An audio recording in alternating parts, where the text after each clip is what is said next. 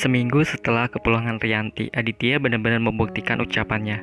Dia menjadi sangat perhatian dan peduli apapun tentang istrinya. Dia pun menjadi sangat-sangat pencemburu. Aditya yang tengah berada di kantor bersama pengacaranya Dimas menghubungi Rianti untuk menurutnya sedang di rumah. "Kamu kantor sekarang ya? Aku minta Johan jemput kamu," saat Rianti menjawab teleponnya.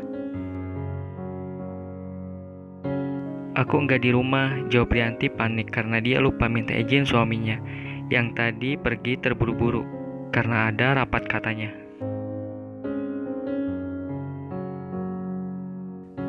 Aditya memicingkan mata.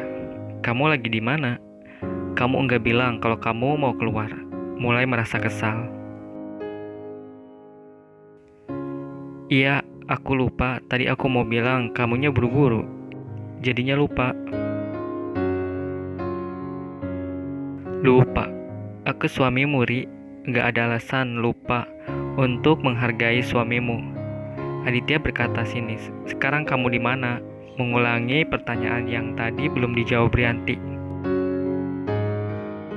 "Lagi sama Sisil," menyahut takut-takut. Mendengar nama Sisil, Aditya mengerutkan kening. Sisil bukannya di kantor. Mulai timbul curiga. Sebenarnya tidak apa-apa jika Rianti memang bertemu Sisil. Tapi ini jam kantor dan Rianti pun tidak meminta izin padanya dengan alasan lupa. Itu yang membuat Aditya seketika marah hingga Aditya akhirnya merasa curiga istrinya menemui seseorang yang mungkin tidak disukai olehnya.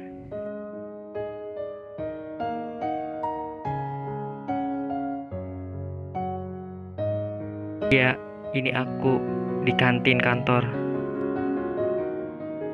Tadi ada di kantin, kamu enggak nemuin aku." Pikiran negatifnya seketika sirna mendengar perkataan Rianti.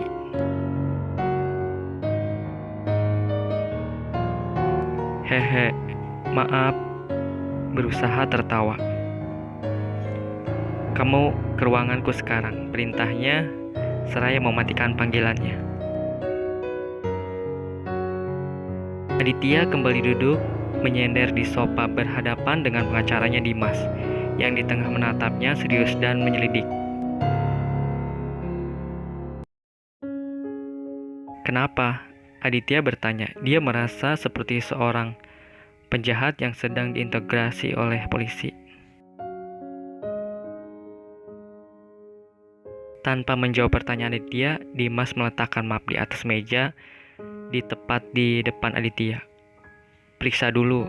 Dimas meminta Aditya memeriksa semua isi yang ada di dalam map.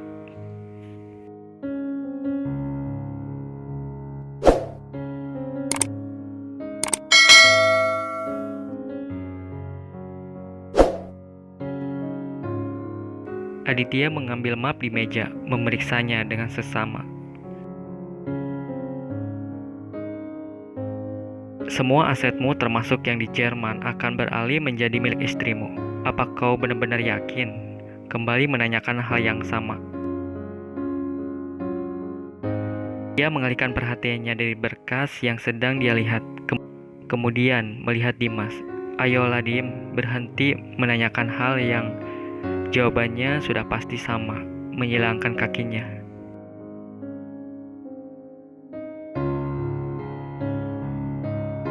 Dimas menghela napas panjang. "Kalau papa kamu tahu, dia pasti akan marah besar padamu."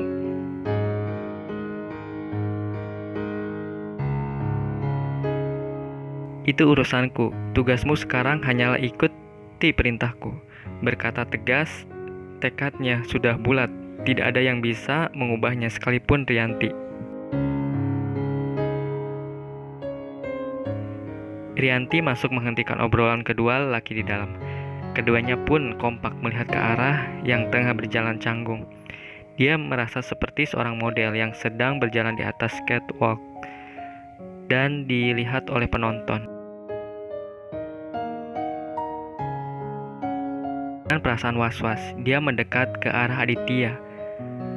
Nyalinya sempat menciut saat matanya menangkat. tatapan tajam Aditya. Sepertinya marahnya akan berlanjut. Batin Rianti kemudian mengasah panjang. "Duduk," Aditya berkata tegas tanpa senyum meminta Rianti duduk di sampingnya.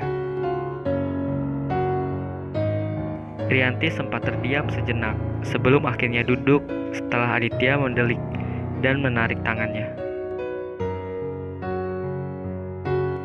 Dimas memberikan pulpen meminta Rianti menandatangani beberapa yang disodorkan padanya.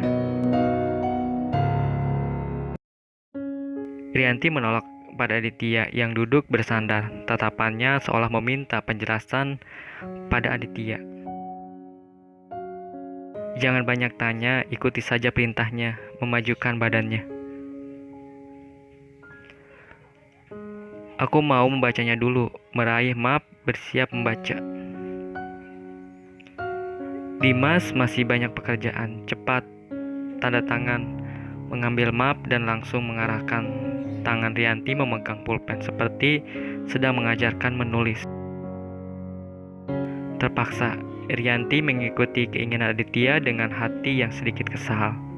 Setelah Rianti selesai, Aditya pun langsung menandatangani semua berkas seperti yang tadi Rianti lakukan. Setelahnya, dia mengembalikan pada Dimas yang langsung membereskan, lalu segera pamit pada Aditya dan Rianti. "Dari mana kamu?" Aditya bertanya pada Rianti yang terus menunduk setelah Dimas pergi.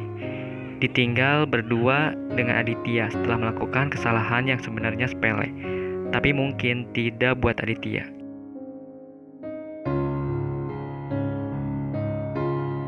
"Tadi sudah kujawab, aku bertemu Sisil," memainkan jari telunjuknya.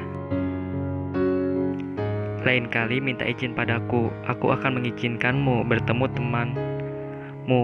Aku tahu kau mungkin bosan di rumah terus." Mata Rianti berbinar mendengarnya. Aditya benar-benar berpikirnya. "Tapi hanya teman wanita," lanjut Aditya membuat Rianti membuka mulut. "Hah? Maksudnya?" Memajukan wajah yang hampir saja bibirnya menyentuh bibir Aditya yang tiba-tiba saja menengok padanya.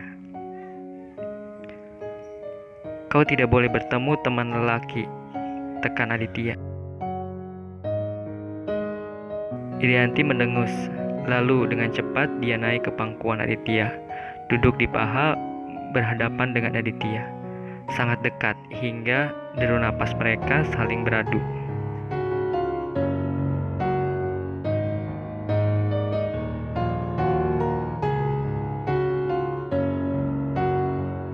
"Kau sedang menggodaku." "Aku ingin protes," sungut Rianti. "Jika cara protesmu seperti ini, bukan hanya kau yang akan protes, tapi yang kau duduki pun akan protes padaku," tersenyum melihat tingkah konyol istrinya.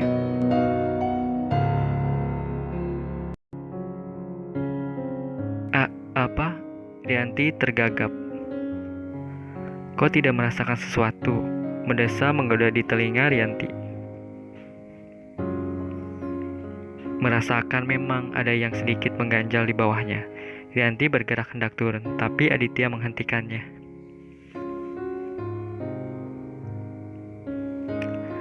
"Jangan bergeser. Aku sedang menikmatinya," menyender di bahu Rianti. Rianti mengangguk lemah lalu tetap pada posisinya semula.